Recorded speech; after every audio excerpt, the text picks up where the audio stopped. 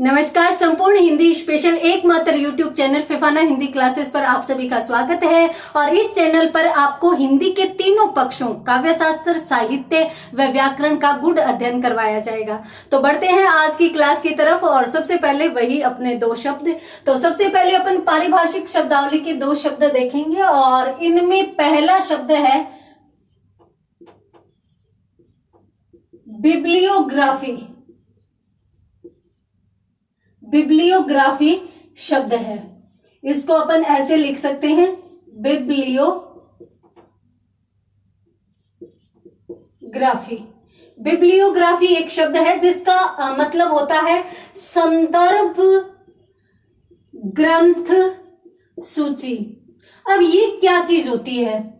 देखिए, अपन किसी भी पुस्तक को पढ़ते हैं तो वो पुस्तक यदि रची गई है तो हो सकता है लेखक ने किसी अन्य पुस्तक का सहारा लिया हो या अन्य कहीं से कोई भी चीज उसने प्राप्त की हो, तो वो फिर अंत में अपनी पुस्तक के अंत में वो उन सभी का नाम देगा संदर्भ ग्रंथ सूची। अर्थात मैंने किन किन का संदर्भ या मैं किस किस का संदर्भ दे रहा हूं, अर्थात मैंने कहां कहां से इन तथ्यों को उपलब्ध करवाया है, तो उसे क्या कहते हैं अपन? संदर्भ ग्रंथ सूची कहते हैं। किसी भी पुस्तक के अंत में आप देख लेना, उसके पीछे संदर्भ ग्रंथ सूची दी हुई होगी। उसमें से ऐसे ऐसे ग्रंथ होंगे जिनसे लेखक ने सहायता लेकर और उस पुस्तक की रचना की है। बढ़ते हैं अगले प्रश्न की तरफ या अगले दूसरे शब्द की तरफ। तो दूसरा शब्द यहां पर है जो आप जानते हैं लीगल।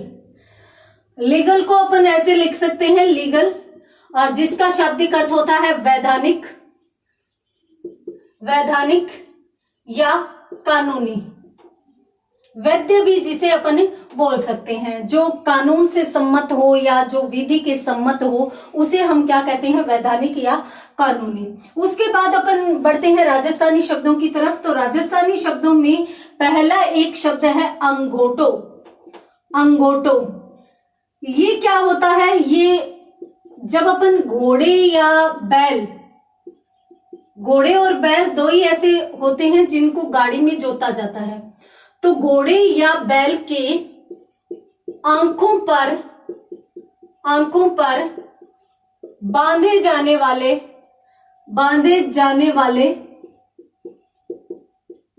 सामान्यतः इनको नाम दिया गया है ढक्कन। बांधे जाने वाले ढक्कन। आपने कहीं भी पे देखा होगा बैल या घोड़े उनके आंखों पर ऐसे कुछ बांध के और आंखों पर ऐसे कुछ लगा हुआ होता है जिससे आंखें बंद हो जाती है। तो इस प्रकार का कुछ होता है जिसे अपन क्या कहते हैं? अंगोटो कहते हैं। तो बैल किसे कहते हैं? बैल का भी राजस्थानी में एक नया शब्द है जो आपने सुना भी नहीं होगा, नारा। नारा अपन स्लोगन को कह देते हैं कि किसी के जैसे किसी राजनीतिक पार्टी है तो उसके नारे लग रहे हैं, कोई राजनेता है तो उसके नारे लग रहे हैं, हर हर मोदी। तो इस प्रकार से नारा अपन स्लोगन को कह देते हैं, परंतु राजस्थानी में नारा बैल को भी कहते हैं, बैल को भी कहते हैं। तो एक बार स्क्रीनशॉट लीजिए, उसके बाद बढ़ते हैं अपन अपनी मौलिक क्लास की तरफ। तो सबसे पहला यहां पर अपनों ने शब्द देखा बिब्लियोग्राफी, जिसका मतलब होता है संदर्भ ग्रंथ सूची। उसके बाद लीगल, जिसे अपन वैधानिक या कानूनी कह सकते हैं। उसके बाद अंगोटो शब्द देखा। अंगोटो का मतलब होता है बैल या घोड़े किसी के भी आंखों के ऊपर यदि कुछ बंधा हुआ है तो उसे अपन क्या कहते हैं? अंगोटो कहते हैं। और नारा बैल को कहते हैं राजस्थानी भाषा में। अब अपन बढ़ते हैं अपनी मूल क्लास की तरफ। और आज की क्लास में अपन नया टॉपिक शुरू करने जा रहे हैं जो बहुत ही सरल और बहुत ही मुश्किल, यानी समझ में आ गया तो उससे आसान कोई टॉपिक नहीं है, और यदि समझ में नहीं आया तो उससे मुश्किल कोई टॉपिक नहीं है। तो आज की क्लास में अपन शुरू करने जा रहे हैं विकारी शब्दों में ही। देखिए, अपनों ने जब शब्द विचार टॉपिक पढ़ा था तो अपनों ने विकारी शब्द पढ़े थे, और विकारी शब्द कितने पढ़े थे? 4 पढ़े थे। कौन कौन से पढ़े थे? एक तो संज्ञा, सर्वनाम, क्रिया और उसके बाद विशेषण। ये 4 विकारी शब्द होते हैं। इनमें से संज्ञा और सर्वनाम का अपन बहुत अच्छे से इस क्लास में अध्ययन कर चुके हैं। अब अपन तीसरा टॉपिक शुरू करने जा रहे हैं जिसका शीर्षक रहता है क्रिया। तो आज की क्लास में अपन क्रिया पढ़ने वाले हैं। अब पहली बात तो क्रिया होती क्या है। किसी काम का होना सामान्यतः जो पुस्तकीय परिभाषा है वो बता रही हूं, जो अक्सर आपको मिल जाएगी। कहीं भी आप किसी भी पुस्तक को खोलोगे तो ये परिभाषा देखने को मिलेगी कि काम का होना या किया जाना जिस शब्द के माध्यम से दर्शाया जाए या जिस शब्द में काम का होना या किया जाना पाया जाए, वहां पर वह शब्द क्या कहलाएगा? क्रिया शब्द कहलाएगा। ठीक है, ये तो मौलिक परिभाषा और जिसको अपन सही भी मानते हैं कि जिस शब्द के द्वारा किसी काम का करना प्रदर्शित हो उसे अपन क्या कहते हैं? क्रिया शब्द कहते हैं। जैसे मान लो मैंने आपको एक शब्द लिखकर बताया कि पढ़ना, तो पढ़ना एक क्रिया है, यानी कोई भी बालक है वो पढ़ रहा है। क्या पढ़ रहा है? अब वो कुछ भी पढ़ सकता है, पुस्तक पढ़ सकता है, अखबार पढ़ सकता है, कुछ भी पढ़ सकता है, तो इसलिए वो पढ़ रहा है, यानी पढ़ने का वो क्या कर रहा है? काम कर रहा है। तो इसलिए ये पढ़ना शब्द क्या हो जाएगा? क्रिया शब्द हो जाएगा। उसी प्रकार से एक शब्द यदि अपन देखें लिखना, तो लिखना शब्द वो लिख रहा है, अर्थात वो लिखने का काम कर रहा है, तो वहां पर भी कौन सा शब्द मान लिया जाएगा? ये शब्द क्रिया शब्द मान लिया जाएगा। ठीक है, अभी यहां तक तो ठीक है। सामान्यतः यदि अपन इससे संबंधित विभिन्न उदाहरण देखें कि किसी काम का होना या किया जाना पाया जाए, वहां पर वे शब्द क्या कहलाते हैं? क्रिया शब्द। वाक्य प्रयोग के आधार पर भी यदि अपन इन शब्दों को देखें तो राम पुस्तक पढ़ रहा है। उसके बाद देखें तो मोहन पत्र लिख रहा है। उसके बाद यदि और देखें तो रमेश एक अध्यापक है, यानी वो अध्यापन का कार्य कर रहा है, इसलिए यहां पर ये भी क्रिया शब्द हो गया। अब पढ़ना, रहना और होना तीनों क्रिया शब्द, लिखना, रहना, होना क्रिया शब्द, और यहां पर है क्रिया शब्द। ठीक है, अब यहां पर पढ़ आ रहा है, परंतु पढ़ने से क्रिया कौन सी बनती है? पढ़ना बनती है। पढ़ से कौन सी क्रिया बनती है? पढ़ना।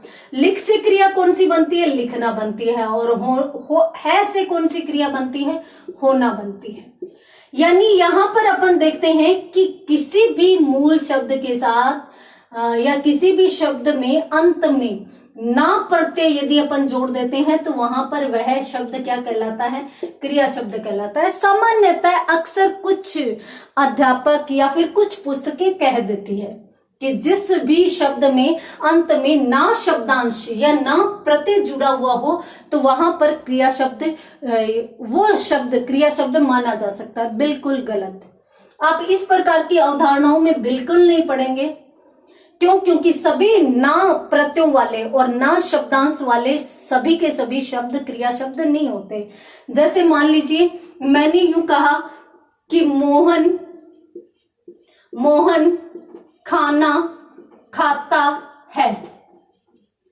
अब यहां पर देखिए, खाना का शाब्दिक अर्थ क्या है? यहाँ पे भोजन है। मोहन क्या खाता है? भोजन खाता है या भोजन कर रहा है। हाँ, यहां पर खाना अगर आ गया कि वो खा रहा है, तो यहां पर ये और ये दोनों क्रिया शब्द हो रहे हैं, जबकि अंत में ना प्रत्यय इसके साथ लगा हुआ है, जबकि ये क्रिया शब्द है ही नहीं। ये तो भोजन है, यानी भोजन या किसी का नाम है तो ये संज्ञा शब्द है।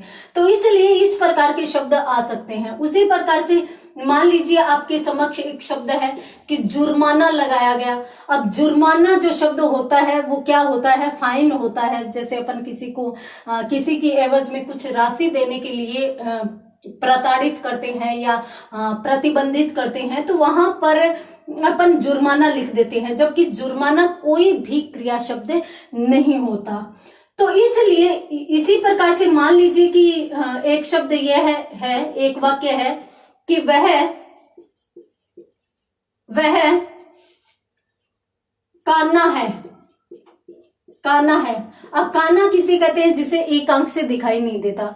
तो उसे अब यहां पर भी ना शब्दांश लगा है, नाम प्रत्यय लगा है, तो क्या अपन इसको ना प्रत्यय वाले शब्द को क्रिया शब्द मान लेंगे? बिल्कुल नहीं मानेंगे। काना जिसके एक अंक नहीं हो उसे अपन काना शब्द कह देते हैं, या उसे काना, उसके लिए काना शब्द का प्रयोग करते हैं। तो यहां पर इस आधार पर क्रिया को याद करने का प्रयास बिल्कुल मत कीजिएगा कि कहीं भी ना शब्दांश लगा वहीं पर क्रिया बन जाएगी, ऐसा कुछ भी नहीं होता।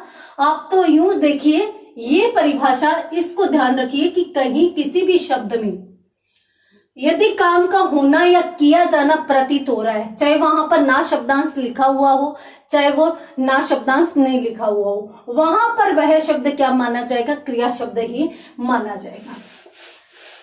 अब देखते हैं आगे। सामान्यतः पढ़ना, लिखना, हंसना, रोना, पाना,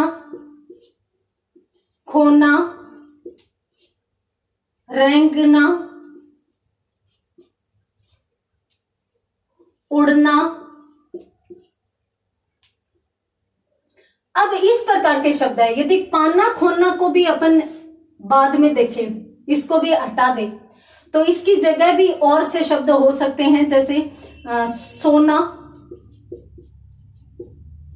सोना, करना। इस प्रकार के शब्द जिनमें सभी में ना प्रत्यय जुड़ा हुआ है, ना शब्दांश जुड़ा हुआ है, इन सभी में किसी काम का होना प्रतीत हो रहा है। जैसे यहाँ पर पढ़ाई करने का काम है, या लिखने का काम है, या हंसने का काम है, या रोने का, सोने का, करने का, रेंगने का। सांप रेंगते ही है तो रेंगने का, और चिड़िया उड़ती है तो उड़ने का। इस प्रकार के शब्दों में यदि ना शब्दांश जुड़ा हुआ है, ना प्रत्यय जुड़ा हुआ है, तब काम का होना या करना होता है, तब वहां पर कौन सा पद माना जाएगा? क्रिया पद माना जाएगा, या वह शब्द क्रिया शब्द कहलाएगा। अब ये क्या है जिनके साथ अपनों ने ना प्रत्यय लगाया और वो क्रिया बन गए? देखते हैं। देखिए, हिंदी एक भाषा है, और इसकी मूल भाषा या इसकी जननी भाषा कौन सी मानी जाती है? संस्कृत मानी जाती है।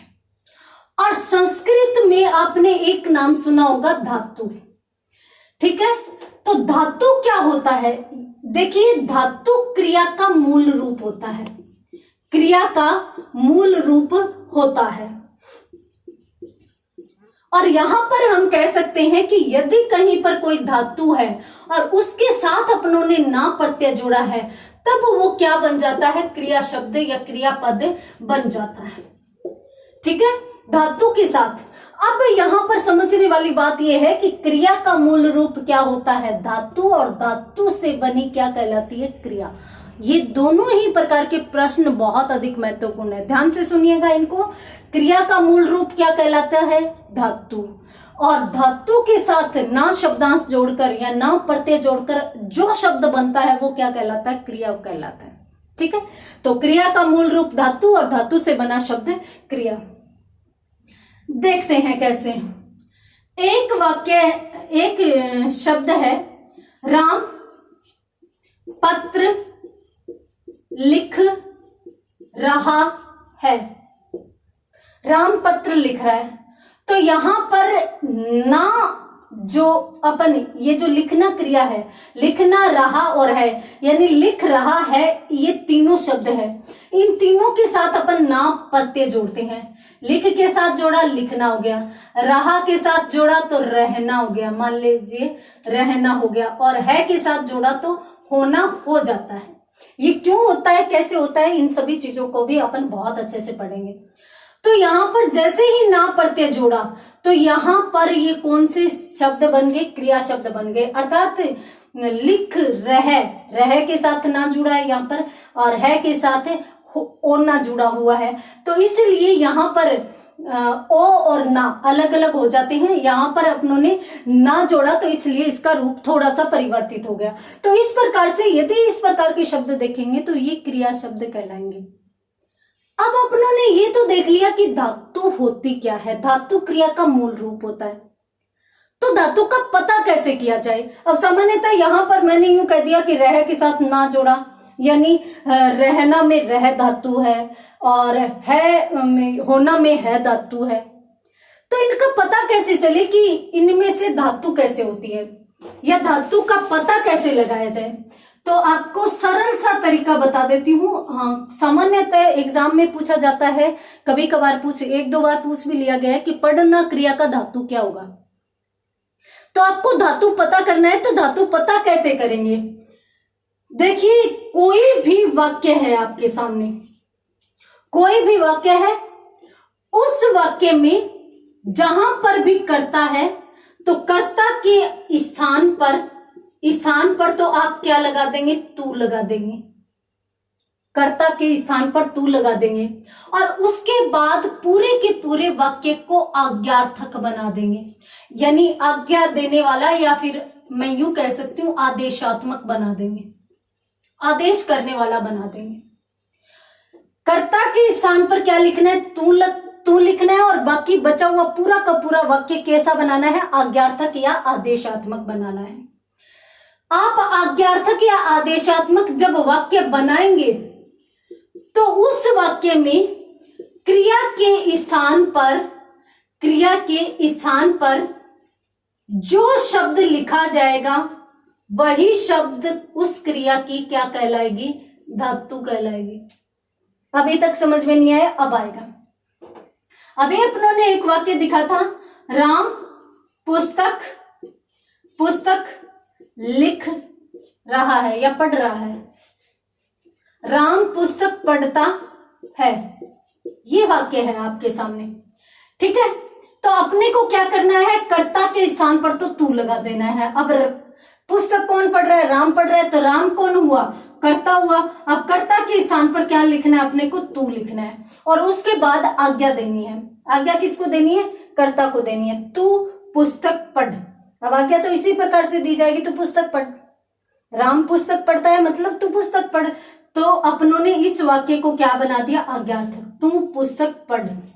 अब यहां पर क्रिया के स्थान पर जो शब्द आया वही धातु कहलाएगा। क्रिया क्या है, पढ़ना, पढ़ना के स्थान पर क्या आया, पढ़, तो ये पढ़ क्या कहलाएगा, धातु।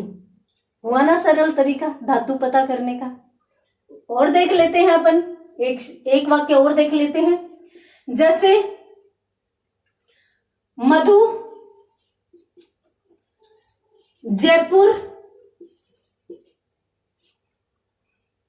गई, मधु जयपुर गई, ठीक है। अब इस वाक्य को क्या करना है, इस वाक्य में क्रिया की धातु पता करनी है। तो कर्ता कौन है, जयपुर कौन गया, मधु है, तो मधु क्या हुई, कर्ता हुई, मधु कर्ता हुई और कर्ता के स्थान पर क्या लगाना है, अपने को तू लगाना है, तू लगाकर और उसको आदेशात्मक करना है। अब मान लीजिए आपका कोई मित्र है या आपकी कोई मित्र है जिसका नाम कुछ भी हो, तो आपने उसको आदेश किया कि तू जयपुर जा, गा गे गी, तू जयपुर गा, तू जयपुर गी, तू जयपुर गे, ऐसा तो कुछ शब्द नहीं बनेगा, कोई वाक्य ही नहीं बनेगा, वाक्य ही गलत हो जाएगा। इसके लिए आपको क्या करना पड़ेगा, तू जयपुर जा। यहां पर गया क्रिया की धातु कौन सी हो जाएगी, जा धातु हो जाएगी, अर्थात इस वाक्य में धातु कौन सी है, जा है। अब कुछ बच्चे नया शब्द आते ही घबरा जाते हैं, आपको टेंशन लेनी नहीं है, क्रिया स्वयं लेकर आएगी, आपको सिर्फ आदेश करना है, आदेश करते ही क्रिया स्वयं अपना धातु बता देगी। और यदि अपन देखें एक वाक्य, सरल सा वाक्य देख लेते हैं, जैसे मदिरा पत्र लिखती है। अब ये वाक्य है कि मदिरा पत्र लिखती है। अब मदिरा की जगह मदिरा कौन है, कर्ता है, कर्ता की जगह आपको क्या करना है, तू पत्र लिख। हुआ, लिखना क्रिया की जगह अपने ने किस शब्द को प्रयोग में लिया, लिख को, तो लिख क्या होगी, इस वाक्य में धातु होगी। स्क्रीनशॉट लेना चाहते हैं तो लीजिए और उसके बाद अपन बढ़ते हैं आगे। यहाँ पर अपनों ने क्रिया की सिर्फ परिभाषा देखी है और धातु देखी है, ठीक है। क्रिया की परिभाषा क्या होती है? किसी काम का होना या किया जाना पाया जाए जिस शब्द के द्वारा, तो वो शब्द क्या कहलाएगा? क्रिया शब्द कहलाएगा। दूसरी बात, क्रिया किससे बनती है? तो क्रिया धातु से बनती है। तो धातु का पता कैसे किया जाए? धातु का पता कर्ता के स्थान पर तू और बाकी पूरे के पूरे वाक्य को आज्ञार्थक बनाकर पता किया जा सकता है। बढ़ते हैं आगे। दो ही चीजों का अध्ययन किया है। अब मुझे लगता है कि आप समझ चुके होंगे कि क्रिया की धातु किस प्रकार से पता की जाती है, ठीक है। आपके सामने एक प्रश्न, ठीक है। बालक शैतान था, अब ये वाक्य है। अब मुझे इस वाक्य में आपको धातु पता करके बतानी है। विचार कीजिए, बालक शैतान था, एक पल के लिए विचार कीजिए। बालक शैतान था वाक्य में क्रिया की धातु कौन सी है? तो देखिए, अपने को क्या करना है? शैतान कौन है? बालक है, तो बालक को कर्ता मानना है, यानी बालक कर्ता है। इसकी जगह क्या लिखना है? तू लिखना है। कर्ता के स्थान पर तू लिख दिया। अब तू शैतान हो, ऐसे बोलेंगे? सामान्यतः इसमें बोलने का कुछ होता ही नहीं है, ठीक है। और इस प्रकार के वाक्यों में जहां पर मूल क्रिया, देखिए क्रिया भी दो प्रकार की होती है, एक तो मूल क्रिया होती है और एक सहायक क्रिया होती है। सहायक क्रिया होती है, इसके बारे में अपन आगे अच्छे से चर्चा करने वाले हैं, परंतु फिर भी मैं थोड़ा सा आपको बता देती हूँ। मूल क्रिया होती है और सहायक क्रिया होती है। अब यदि अपन यहां पर यूं लिखें कि बालक पढ़ता था, पढ़ता था, तो यहां पर पढ़ना मूल क्रिया होगी या मुख्य क्रिया। मूल क्रिया को अपन मुख्य क्रिया भी कह सकते हैं। तो पढ़ना तो मुख्य क्रिया होगी, और ये था, ये सिर्फ और सिर्फ सहायता कर रही है, इसलिए ये कौन सी होगी? सहायक क्रिया होगी। तो यहां पर तो अपन तो पढ़ यानी पढ़ धातु आ जाती और मुख्य क्रिया की धातु पता कर लेते। अब यहां पर मुख्य क्रिया के रूप में कौन सी आई है? यही आई है। और सामान्यतः ये मान लेना कि जहां पर मूल क्रिया या मुख्य क्रिया के रूप में और कोई क्रिया न आकर सिर्फ था, थे, थी, है, इस प्रकार के शब्द आ जाए, तो वहां पर ये मुख्य क्रिया मान ली जाती है, ये सहायक क्रिया नहीं रहती, ठीक है। अगर पढ़ता था ऐसा वाक्य है तो इसमें ये मुख्य, ये सहायक। और यदि शैतान है, अब यहां पर था, थे, थी से पहले कोई भी क्रिया शब्द नहीं है, तो यही मुख्य क्रिया या मूल क्रिया का काम करेगी। अब ये सहायक क्रिया नहीं रही। तो यहां पर अब जो बताने जा रही हूं वो आप ध्यान से सुनिए कि यदि किसी वाक्य में मुख्य क्रिया के रूप में, यदि किसी वाक्य में, किसी भी वाक्य में मुख्य क्रिया के रूप में, मुख्य क्रिया के रूप में क्या आ जाए? था आ जाए, थे आ जाए, थी आ जाए, है आ जाए, है आ जाए, हो आ जाए, तो आपको देखने की जरूरत नहीं है। आपको वाक्य आज्ञार्थक बनाकर या कर्ता की जगह तू लिखकर इस प्रकार के किसी भी प्रयोग करने की आपको आवश्यकता नहीं है। आप सिर्फ और सिर्फ क्या करेंगे? इन सभी में हो धातु मानते हुए होना क्रिया मान लेंगे। होना क्रिया मान ली जाती है। सामान्यतः मैंने बोला था कि तू शैतान हो, परंतु ये थोड़ा सा अजीब लगता है और अपन खुद में ही डर जाते हैं, खुद में ही घबरा जाते हैं कि ऐसा तो कोई वाक्य ही नहीं होता, इसका मतलब मैं गलत जा रहा हूं। तो यहां पर आपको डरने की या देखने की जरूरत ही नहीं पड़ेगी, वाक्य को आज्ञार्थक बनाने की जरूरत नहीं पड़ेगी। आप था, थे, थी, है, हो, इन सभी क्रियाओं में हो धातु मानते हुए होना क्रिया मान लेंगे, ठीक है। तो यहां पर अपनों ने धातु की बात की, स्क्रीनशॉट लेना चाहते हैं तो ले लीजिए, उसके बाद अपन आगे बढ़ते हैं। चलो मैं एक और बता देती हूँ कि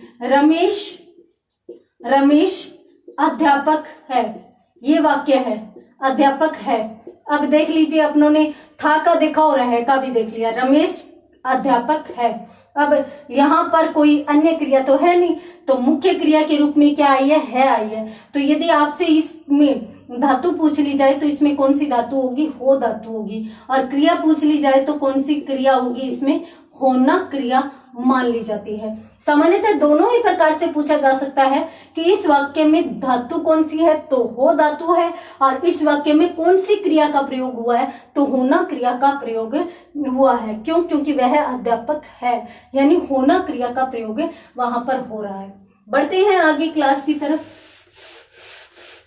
तो अपन आज की क्लास में टॉपिक कौन सा पढ़ रहे हैं, क्रिया। और क्रिया में अपनों ने सिर्फ दो चीज पढ़ी है। एक तो अपनों ने क्रिया की परिभाषा देखी है, परिभाषा, और उसके बाद अपनों ने क्रिया की धातु का पता करना ये पढ़ा है। क्रिया का मूल रूप क्या कहलाता है, धातु कहलाता है। और धातु के साथ किसी न किसी प्रत्यय को जोड़कर क्या बनाई जा सकती है, क्रिया बनाई जा सकती है। ठीक है, यहाँ पर अपनों ने क्रिया की परिभाषा भी देख ली और धातु पता कैसे करते हैं ये भी देख लिया। और क्रिया होती क्या है, काम करने को कहते हैं। अब अपन चलते हैं क्रिया के भेदों की तरफ। क्रिया के कितने भेद होते हैं, आप कमेंट करके लिखिए कितने भेद होते हैं क्रिया के। कमेंट बॉक्स में जाइए और लिखिए क्रिया के भेद कितने होते हैं। अब कोई कहेगा 2 होते हैं, कोई कहेगा 5 होते हैं, कोई कहेगा 3 होते हैं। क्रिया एक बहुत ही बड़ा टॉपिक है और मैंने आपको कहा था कि हिंदी में पूरी की पूरी व्याकरण एक दूसरे से जुड़ी हुई है, एक दूसरे से संबंधित है। तो क्रिया के भेदों को यदि अपन जाने तो क्रिया के भेद 3 आधारों पर किए जाते हैं। 3 आधारों पर। अब 3 कौन कौन से आधारों पर? क्रिया के भेद कर्म के आधार पर किए जाते हैं। किस आधार पर? कर्म के आधार पर किए जाते हैं। उसके बाद कर्म के आधार पर, उसके बाद काल के आधार पर,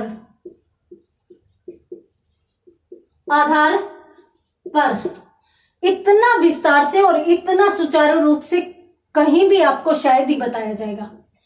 तीसरा भेद प्रयोग या संरचना के आधार पर। संरचना के आधार पर, कर्म के आधार पर, काल के आधार पर, प्रयोग या संरचना के आधार पर, यानी 3 आधारों पर क्रिया के भेद बताए जाते हैं या किए जाते हैं। शुरू करते हैं शुरू से। तो कर्म के आधार पर क्रिया के कितने भेद होते हैं? 2 भेद होते हैं, सभी जानते हैं। कौन कौन से? अकर्मक क्रिया और दूसरा भेद कौन सा? सकर्मक क्रिया। और सामान्यतः क्रिया नाम से इन्हीं 2 भेदों को पढ़ाया जाता है। ठीक है, उसके बाद अपन बात करते हैं काल के आधार पर। काल के आधार पर क्रिया के कितने भेद होते हैं? देखिए, काल के आधार पर कितने भेद किए जाते हैं, क्यों किए जाते हैं, और प्रयोग व संरचना के आधार पर भी एनसीईआरटी क्या लिखती है और सामान्य पुस्तकें क्या लिखती है, उनके बारे में अपन विस्तृत चर्चा करते हुए चलेंगे, परंतु अगले क्लास में। तब तक के लिए धन्यवाद।